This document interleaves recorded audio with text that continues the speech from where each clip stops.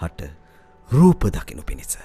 අපි හැමෝටම ඇත්තටම ආරක්ෂාව කියලා කියන්නේ මොකද්ද? මේ තාක්ෂණය දියුණු කළා අපිට ආරක්ෂා වෙන්න පුළුවන්. ගොඩක් වෙලාවට කියනවා තාක්ෂණයක් ඉක්මනින්ම දියුණු වෙන කාලේ තමයි යුද්ධ කාලය. මිනිස්සු තමන්ව රැකගන්න තමයි මේ තාක්ෂණය දියුණු කරන්නේ. ඇමරිකාව ගත්තොත් ඇමරිකාව එච්චර තාක්ෂණයේ හිමිපෙත්තට උපරිමයට ගිහිල්ලා. එයාලා දැන් ප්‍රශ්න ඉවර කරගෙනද ප්‍රශ්න වැඩි කරගෙන. න්‍යෂ්ටික ආවියක් කෙනෙක් හදන්න තාක්ෂණය වැඩි කරලා Tamanට රැකවරණය වැඩි කරගන්න නේද? හැබැයි දැන් ඒ රැකවරණය වැඩි කරගන්න හදපු න්‍යෂ්ටික ආවි ටිකම මොකද්ද ලෝකෙට කරලා තියෙන්නේ? ජීවිත කී දහයක් විනාශ කළා. අපි එකතු කරපු ජාති ටිකෙන් අපි එකතු කරපු තාක්ෂණයෙන් අපිට දුන්නේ ගෙවෙන, වැහැරෙන, වෙනසෙන, විනාශ වෙන දේවල් ටිකක් නිසා කවදාවත් තියාගන්න පුළුවන් ජාති හම්බුනේ නැහැ. ඇත්තම කතාව අපි මේ හදන්නේ ලෝකේ රකින්න නෙමෙයි.